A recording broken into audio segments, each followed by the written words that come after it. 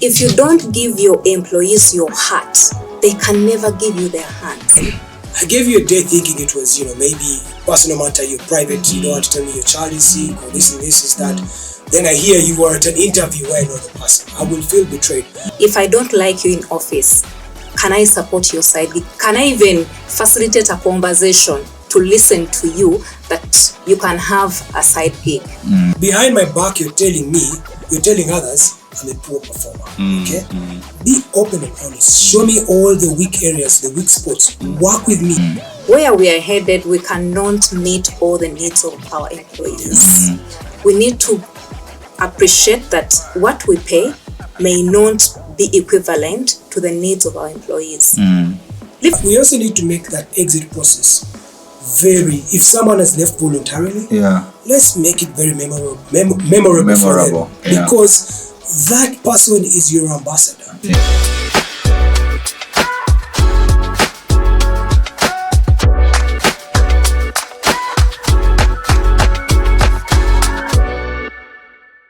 Yeah, Stellah,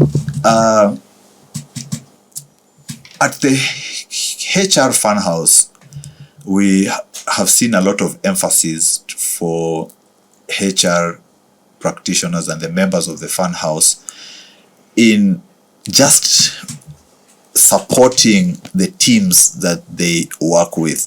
And we saw a recent conversation where 2 or 3 people were encouraging all the members to just be basically nice people. Like, I'm not sure whether you saw that conversation. It was between HR directors and maybe HR assistants, and you're saying, just be nice to your HR assistant. It doesn't cost you anything to be human. To be a human being is free. Now, do you even see, and okay, I know we do not have a matrix to measure. I'm just asking for your opinion. It could be wrong, right? But do you think we are anywhere close in the journey? If I can't be nice to you at office with just the basic things, how far do I need to go to support your plan B? Can I chip in just a bit? Yeah, no, go ahead. Be good-mannered people. I think that's the most important. Be good-mannered people. Yes, but she can carry on. All right. Okay, I think that's on a personal basis, and I think with that conversation, we all did a reflection. It was a hot debate on our platform on how people treat each other. Like you mentioned, pertinent question, if I don't like you in office, can I support your side gig? Can I even facilitate a conversation to listen to you that you can have a side gig? I think as leaders, we need to change, to have a mindset change. Where we are headed, we cannot meet all the needs of our employees. We need to appreciate that what we pay may not be equivalent to the needs of our employees. Leave alone even the money, even well-being. People want extra, which we cannot offer. So if somebody can get it elsewhere, I think it's healthy for you as a leader to let them get it wherever they can get it if you can't afford giving it to them. But I think as HR people, we can't say that we are human resource managers, yet we do not want to take care of the inner being of our members. If you don't give people your heart, they can never give you their hands. Sorry, say that again. If you don't give your employees your heart, they can never give you their hands. For instance, if I called you and I told you that my child is unwell, and all you're telling me before sorry is we have a report to submit at 9. Do you think I'm going to give you my very best? But this report has to go to the board. Thank you. But remember, I'm not working alone. Yes, Stellah, and then also say, and then also there's this part, when you're coming to work, you leave your home at the gate. Yes.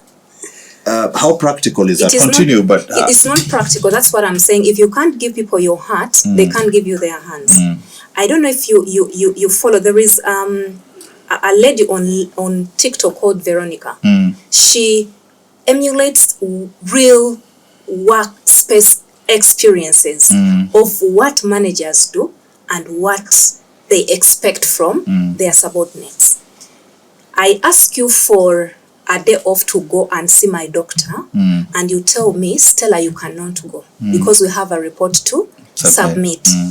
A day comes when you're uptight, you want me to stay beyond 5 because you want me to help you with something.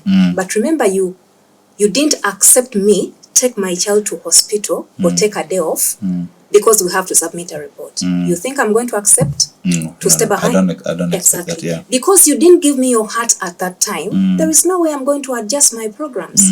Even if I'm going to go home and sleep, I'll definitely go home and sleep.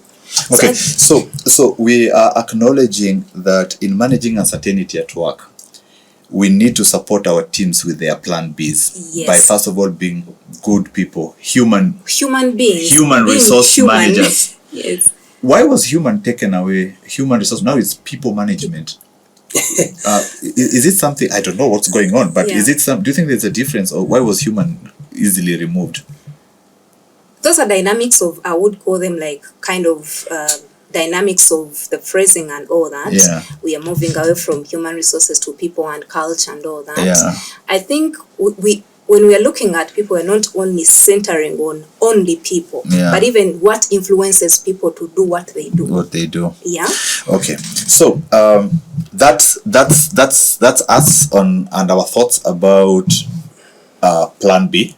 Please do not forget that we said you as leaders, or us as leaders, we are responsible for cultivating this culture in an organization where people are supported on their plan Bs, but there have to be a framework under which we work with. Paul, besides gigs and plan Bs and talents and crafts that helps us to manage uncertainty at work, which is of course an extra source of income, what are the other avenues? Maybe I'm not interested in doing business.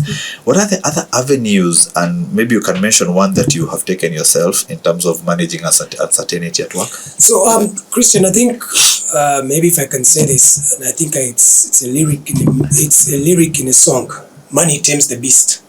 Okay. All right. So in everything, cash is king.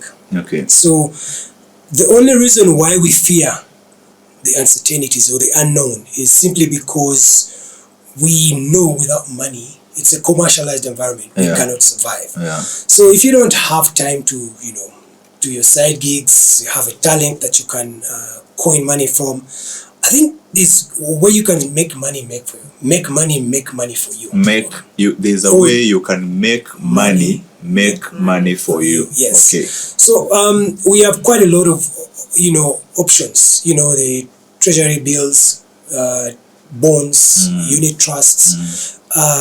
You could be part of a circle and all that. Because once you capture the financial area in your life, I can comfortably tell you whatever uncertainty is thrown at you, you will be a little bit comforted. Okay, you'll go through the storm, but with a bit of comfort. And as a country or as the world, we saw it in COVID. Okay, no matter what you needed, you just needed enough money to buy food. Okay, food was the necessity. You couldn't travel even if you had all the money in the world. If you had 10 cars in your parking lot, you didn't drive them. Okay, they were parked. I'm certain after those days, you had to change batteries. But what was key was food. What was key was you can finance your debt if you're a business owner. What was key was you had money to pay for your health bills. And that was the biggest cost at the point. So to manage or to reduce the uncertainty in life is making sure that you're financially literate enough. Yeah, financial literacy. And you spend or plan or invest wisely. Okay? Yeah. And to many of us, we learn this on the job. There is no school that prepares you for it. Yeah. Okay? Yeah. But yet again, managers, directors, we go and do cash flow plannings for our organizations, we do investments for these organizations, but you forget to take care about yourself. And if we apply those simple basics that we do for those organizations, we should be able to be good. Okay? And we also need to spend more time to take breaks and think about our future. Pause. Okay? It's a rushed world we are in today. So take time and think, let me take these next 14 days of leave just to think and reflect, what does the future look like for me? Okay? in organizations like NGOs, they call them pause and reflect sessions. So pause and reflect. So also you pause and reflect on your life. Where am I today? Where was I 10 years ago? Where do I want to go? Do you mean those happens during leave days, for example? You take a leave, you pause. You said pause and what? Pause and reflect. Yeah, pause and reflect sessions. Yes. Yeah. Because you need to sit back and look at where you're going, where your life is going with the trajectory you're on. Okay? Because that's the only way you'll be able to pick up, am I on the right track? Or not? Am I not? But most of the time we take the leave days to go and attend to other hustles. Yeah, we take leave days to actually work. To work, exactly. So, so I'm on leave, but the camera batteries are under the locker. Let me come and open for you. Exactly. Yeah. So that in itself should show us that we are not taking time to think about us. And I've said this in leadership sessions, and I'll say it again. You can't pour from an empty cup. Yeah. Okay. Yeah. So if you do not feel yourself, if you do not, whether it's spiritually, physically, mentally, financially, then there is nothing you can offer to yourself, to your family, to the organization, or to your hustle itself. Yeah. So we need to take time and dig deeper into us. Actually, this is a very interesting. I had to cut you there. It's very interesting because actually some people think pause and reflect, take leave, take vacation is not important. They prefer to be at work. Actually, for them, it's more even dealing with uncertainty of losing a job. They think they need to work more. What if I'm replaced? If I'm a driver or if I'm a CEO, whatever in an organization, I think if I take leave, aren't I showing these guys that they can actually live without me? So and most organizations are struggling with huge leave numbers, which is a big liability at the bottom of the equation at the end of their financial periods. Why? Because employees don't want to take leave. Because I mean, Paul, come on, how do I go for 21 days and show you that actually your organization can run without me? I have to make myself, it's natural, it's human. I have to make myself important. I have to be the one with the keys, the keys to the generator, to things, you can't do away with me. I can't show you that you can do away with me. And that's the saddest bit, Christian, that at the end of the day, we're all indispensable. Okay? We're all just a human being, and the organization is bigger than us. So if you look at business under control, you doesn't take leave, you're the risk. Because then I know you've not mentored someone. I have not tested anyone to see if there is someone that can do that job. But also, what are you hiding that you don't want to leave? Okay? Those are all the questions that would come through. But most importantly, also for you, that means you built your life around this job. Okay, so but this job, just this job will not be there forever. You'll either reach retirement, or you'll get a health condition that you can't work, or you'll get an accident, or technology will phase you out. Okay? And when I said hold it there, I have a friend who told me very deliberately, he is every year in secondary, he went to a different school. Okay? And he said because of that, he learned that, life changes so fast. And he said his children deliberately, his wasn't deliberate, but he said his children deliberately should change schools as often as possible. One, because he wants them to be self-employed, so they build networks, okay? But two, adaptability to change. So today you're in this school, you move to another school, you have to change, new friends and new that, okay? So those are the people that you need, flexible people who are adaptable. The world no longer needs that loyal servant that will join at 22 years. Yeah. And live at 65 years. The world does not need that loyal servant that joins at 22 years and lives at 65. And lives at 65. Yes. Okay. Because again, but that's a profound statement, Paul, because people are working so hard to stay. Actually, recruiters, I've seen recruiters going through CVs and they say, oh my God, this guy has been with that company for 5 years and it looks like he's very stable, those kind of things. And one of the other questions I want to throw to you, Paul, is again, Paul, in the current industry that you are, the NGOs industry and the sector, there's a lot of cutting of donor funds and all this news that we are hearing all over. Paul, if I'm working in your office, so how do I take leave? And I already know it's not confirmed, but man, people don't have money to pay. I may lose my job. How do I go and say I'm on leave?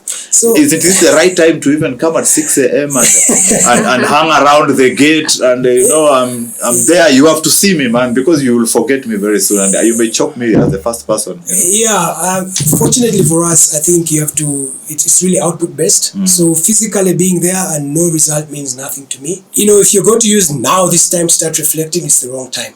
Okay, you should have been reflecting much earlier.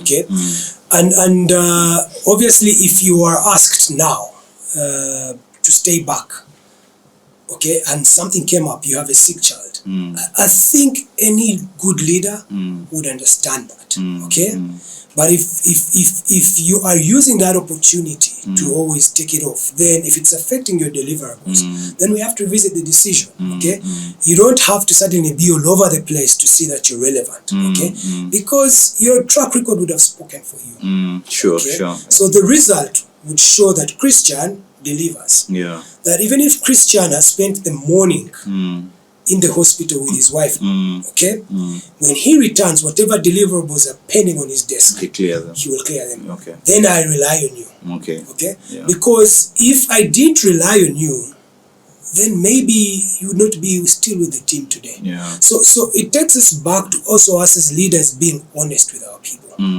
Don't string me on for too long. Making me believe. What do you mean that? Make me believe everything is okay. But behind my back, you're telling others I'm a poor performer. Okay?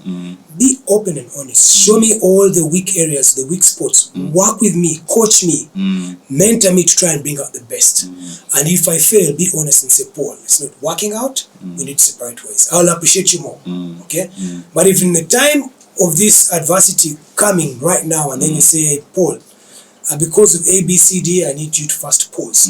Okay? It is a little bit too late. Okay? So I think every organization, every leader needs to be very honest with their poor performers. But also we need to show people, as much as we are flexible, we are in a world where we can allow you to work from anywhere. Delivery is key. Okay? Yeah. We've had mothers, I think you raised it when you asked Stellah, we've had mothers who have to carry on with the budgeting process. But they're on the besides their child in hospital. But then they understand what is important. Okay, so we also need to be very flexible to know that people have different roles. Okay, people have other expectations outside the workplace, especially around family, even though you can never get the balance of work life. Okay, but if I notice you're abusing that to then do other things, then that's where the line is. That's drawn, and that's why we talked about the framework. Yeah. Okay, Stellah, there's this aspect. Okay, of course, we are looking at managing uncertainty at the workplace. There's this aspect of looking for a job. Stellah, you are my HR director. You are friends to Paul, who is also a HR director. Managing uncertainty at work means also not keeping eggs in one basket. Yep. I'm your favorite programs manager, Stellah, and you showed me a financial report that suggests that probably this company that has a bit of financial problems, our performance isn't that good. And I saw Paul advertising for a job. We are talking about navigating uncertainties at work. The possibility of me losing a job in your organization based on the financial reports that that you showed us in the meeting already sends a signal that there is a possibility I could lose that job. So then I apply, then you catch my CV with Paul. Will you count me as a person who is trying to manage risk or as a disloyal employee? I would give an example of myself. Yeah. I think, in all honesty, we shouldn't treat any employee looking as that. Yeah, because at some point, even where I am is not where I started. At some point, I looked for a job. But it takes us now to the honesty with the people we work with. For instance, if all the indicators show that we are headed in a different direction, I think it's prudent for leaders to be supportive of the people to move forward. Because at the end of the day, it wouldn't do you good, for example, from the HR perspective, to be cancelling people when a restructure comes, as opposed to have let them go in a normal process, when they had an opportunity to, But I think where the challenge comes is people doing things under the cover at both fronts. Even as management, they may hold so much information that people do not know that the organization is collapsing. So it just collapses on everybody, You didn't give people an opportunity to look for plan B. But also if I'm an employee, for me, actually, wherever I've worked, I tell my line manager that these are my career aspirations. If they are not met in such a period, I will look at moving. Very honestly, I'll look at moving. So do you disclose this moving? Yes, it's prudent because at the end of the day, I think you've heard of, a meme where you go for a job interview and you find your line manager at the same interview. Yeah, sure. You lied that my mom is in hospital, yet you're going for an interview. Yeah. I just tell you that I have a job interview. I'm taking a day off. I think that's where Paul was coming from, that you need to be a little more honest, not to, to steal away time from your employer. Yeah. Me telling you that I'll come in late is not equivalent to me taking my day off and I concentrate at the interview. Wait. So Stellah is telling us that in her view and in her opinion, in this, we're delving into this discussion, navigating uncertainty at work, which could be losing your job because you saw some reports that your company is not performing well. But in her opinion, she shares and says that she would let her line manager know that she is applying for a position at Paul's place. What do you think about that? Okay. Because at the end of the day, in the recruitment process, before actually some people hire, they will make informal references. So it will look like betrayal to my line manager for Paul to do an informal reference before they invite me to know that Stellah is looking. Okay. I rather tell you that, you know what, I think A, B, C, D is not working for me. And is there a chance that disclosing that you are looking for a job with another company where Paul is the HRD and your company has just brought you back from South Africa for training that they paid a lot of money, don't you think there's a chance your boss could call Paul and say, you need to sabotage that thing so that this person stays here and gives us back what we invested in her, especially for top talents? I mean, for poor performance, they'll be saying good riddance. Yeah. But where do we draw the line in terms of supporting our teams to manage uncertainty at work by going for another job, attending interviews, recommending them, and loyalty? How do we I'll first speak into the training or the development bit of it. I think some organizations have the bonding policy, and by the time you sign for any course, you know what the terms are. It will be unfair for me as an employee to take a course of 200,000 shillings or $10,000, and after I return, then I look at exiting. That would be really unfair of me. Either I didn't understand the policy, or I don't even know how to term that, because you know what you signed up for. But if we taking that aside, there is no bonding, or you took me for learning and whatever it is, I'm looking for an opportunity to move on. I think it's prudent for people. It takes us back to the conversation you asked. Are we really good managers? Sometimes HR people, we are bad people. I've had instances where people are sabotaged. In true honesty, somebody calls the next employer and says, Paul did A, B, C, D, because they don't want to lose them. Yeah? Yeah, sure.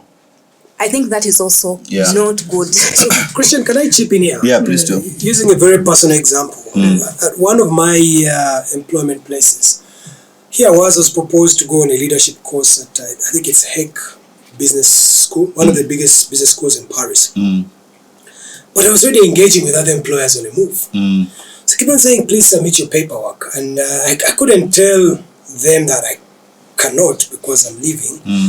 So I just delayed them a bit longer, because all I was waiting for was that offer letter so that I can submit my resignation. And even before I could give it to my CEO, he knew what it was, simply because I delayed on that. So one is you have to be honest with yourself. I mean, I could have taken on, signed up, let them burn their money, and then after say I'm leaving. But I was clear in my head, the time is now to go. And I had actually mentioned it to my CEO that, you know what, I think my time here is done. And I was like, no, don't leave. We have these plans for you. He had very big plans, but I think I had reached that point of, this is enough. Yeah, this is enough. It's my time to move. It's my time to move. But I want also to add one thing there. That by the time I've written an application, okay, I've signed out. So what did you say? By the time I've written an application for a role elsewhere, I've mentally signed out. It's different from if I am headhunted, because there are Christian, EBC comes saying there is this job, this is what they offer. Yeah, sure. But if I've seen EBC advertise and say client X is looking for, a CEO, HR director, and I put in, that means mentally I have already made up my mind to go.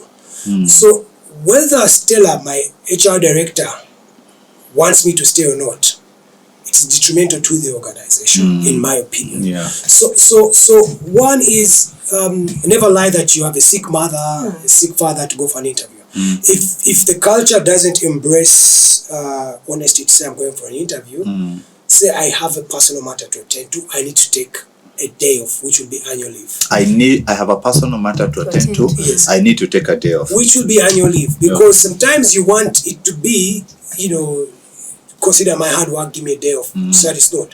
Then there I will feel betrayed, because then I gave you a day thinking it was, maybe personal matter, you're private, you don't want to tell me your child is sick or this and this is that. Then I hear you were at an interview where I know the person. I will feel betrayed. But nonetheless, we also need to appreciate that. I think Stellah mentioned it.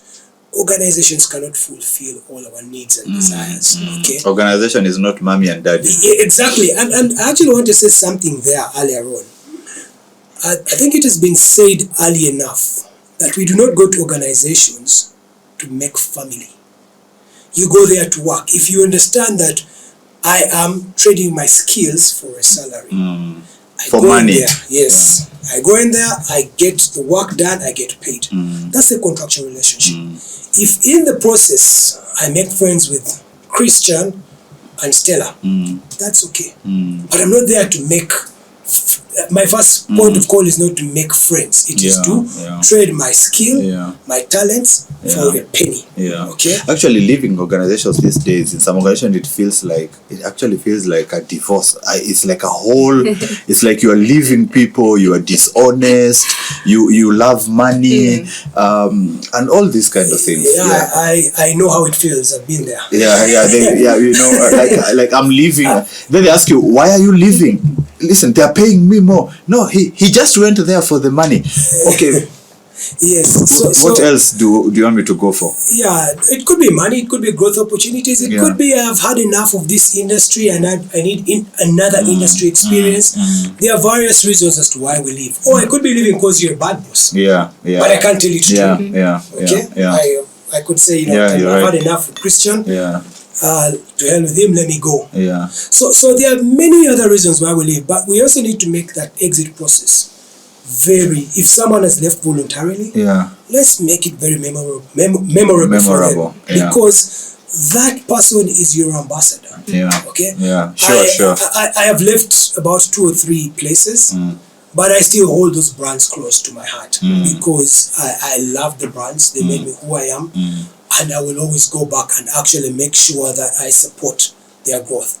But if you make it miserable for me, then why do I need to come? In fact, at that point, you start giving me thoughts of maybe you really wanted me out of here. Sure. So just to look at where we are right now. So we're looking at navigating these uncertainties at work, and we've said, one, at induction, when teams are joining organization, the whole risk assessment of and we gave it even a better name. We said during induction is when the incoming team member, they needs to know how to mitigate these challenges. For example, these uncertainties. For example, if you find your line manager is not supportive, this is what you do. If you want to progress, this is what you do. We even proposed and said organization could include that into their onboarding manuals. So that people do not then get into organization, they get too comfortable, and then they never think of taking in financial literacy classes, researching about treasury bills and bonds and different areas of investment, because life does not start and end at our various organizations. Then we went into deeper and said, okay, there's also the plan B, which is gigs, businesses, and whatever someone else can do to supplement their income. And we mentioned things like what Paul said about leaders in organizations affronting and supporting their teams that do gigs, and also maybe coming in with a talent day at work or a market day at work where people come in and showcase what they do past work. Then we came in, then we were concluding by saying also there's this idea that leaders ought to support their teams when they are naturally obligated, or it's an obligation to manage the risks at work. They think that Stellah's place would offer them a better employment opportunity than Paul's place. So how do you then make that exit a fair process? Not sabotaging people when they're going for interviews, creating a culture where there's openness and people are talking about exactly why someone wants to leave, they are allowed to leave. And this idea that someone joined an organization in 1910 and in 2025 they're still working there, that makes them the most loyal, is already outdated. So those are the things we are looking at. So Stellah, do you think there is something about navigating uncertainty at the workplace that we may have left out? Yeah, I think so. I think we need to look into the aspect of technology currently. Yeah. Whereas we want to look at the treasury bills, which is a very low risk kind of investment, bonds and all that. I think we need to think about how we can leverage on technology to make money. Yeah. I'm coming from a content business. Okay. And when I look at the kind of money my colleagues who have put thought into content are making, it's actually inspiring. Okay. So when you say content, you mean in whatever field? In whichever field. Yeah. Whatever field you want, you're comfortable in or you're skilled in. Yeah. There is a lot of market, there is a lot of money in content. Yeah. And you can do that from wherever you are. Yeah. Yeah. Sure. So I think as we embrace technology, we need to think about how do we get money of content. We who are in media, we're finding a challenge of people no longer actually want to sit and maybe watch TV or listen to radio, because they'll have all the content from TikTok, from Instagram, from Facebook, from wherever. So you're competing with people who get unfiltered information. Yet for me, I'm going to give you a bite of 1 minute. This person is going to put up a TikTok bite of 10 minutes. Yeah, so the customer may think that they are getting more value from maybe TikTok than they would get from TV. So because we are aging and we are moving out of employment. So and the people we are employing, we need to appreciate that you will not hold them on their desk. Fully engaged from 8 till 5. We need to adjust to that. So using technology also is maybe what you meant is adding the opportunity that technology gives us to make an extra income, which falls under the plan B as well. Okay, so just to remind you that we decided to delve specifically into job loss for this episode because of what is happening currently, and we thought that is urgent content that you may actually need to delve with us in terms of discussion. So Paul, lastly, I am thinking about another way of leveraging uncertainty at the work is to take professional circles seriously, like registering for the Human Resources Association of Uganda, becoming a member of HR Funhouse there, and that is for HR practitioners, keeping engaged within these networks. So, for example, the people who maybe have lost jobs, it's important for them to keep in touch with their professional networks as opposed to just disappearing with out of the equation. And any other place. I think for me as Chris, it is very important to keep your visibility on within professional circles, because to build your in business they say to keep increasing or building your social capital, because it is when I think you went to a farm that someone told you there was another job somewhere else and you applied for that. So these professional networks and us being out there is also another way to mitigate risk at your workplace in the eventuality that you lose your job, because you are in touch with what's happening within the community. I know it's easy to lose a job and decide to go offline, WhatsApp, to disappear and want some peace. But if you want to bounce back, I think the best thing is to keep yourself alive within these professional networks. Paul, as we close on that, anything you'd want to add? Yeah, so I'm going to sound a bit biblical here. Yeah. So if we go back to the story of creation, I think God, for those who believe in the Bible, God observed that it wasn't good for man to be alone. So he created woman. And that in itself shows that we as human beings are social beings. Okay? So, I cannot underscore the importance of networking. Whether it's networking in your profession, just like HR Funhouse, HR Mau, or whether you're an accountant in ICPAU, whether you're an engineer, or whether you're whatever profession it is. But also there is other forums in which we can network. There is Rotary, there's the Lions Club.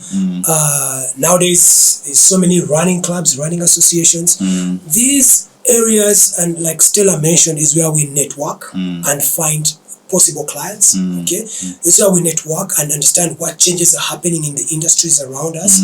How can we best prepare ourselves for that time, and not just locking yourself and looking at content on the internet. Okay, it can also lead to depression. Okay, so we must appreciate that to navigate the uncertainties of life, we need people around us. And that's how we were created.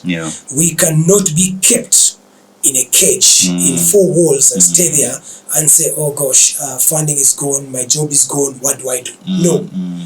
Get out there from day one. Okay, start networking, because it could be from that networking association you get a gig as a volunteer. Okay, and that gig as a volunteer could lead to something bigger. But if we continue to underplay these small milestones, then we are not ready for that. So I think one of the key things to navigate any uncertainties is for us, first of all, to be good-mannered people, okay? But two, to network, and networking in all aspects. But three is to always improve on ourselves for today and for tomorrow, okay? And improve in attitude, skills, and also your knowledge, okay? We use the phones. Stellah has talked about using social media technology to make money, but let's also use it to learn new skills, okay? There's so many do-it-yourself videos that you could find, okay, that you would never know what you could do. If you go to online courses, you could learn something new that you never thought you did. So I want to believe that that itself would help us navigate the uncertainties. Some of the things we have no control over, but how mentally, financially, spiritually prepared you are for that time will make you stronger. Oh, sure. And like they say, what doesn't kill you makes you stronger. So as absolutely. long as you're above ground, you'll navigate all the uncertainties. All right. Thank you so much, Paul. Thank you so much, Stellah, for your time. It's been an interesting afternoon. And thank you so much for our viewers for getting in for our first or our maiden, I learned that name today actually, our maiden episode for People and Culture Chronicles. If you think about topics or discussions that you think we should delve in the future, or any of our members who would be on the podcast, please give us feedback on the link below, or whatever details they're going to share below. Please just give us details and we will get back to you. And we hope the organizers will look at the feedback that you're going to give us and host those discussion meetings. Thanks to our sponsors and everyone who has made this possible, specifically mentioning Moving Ads Uganda, HR Funhouse, and you, the listener who is even most probably a paid up member of HR Funhouse. Thank you so much, and thanks for listening.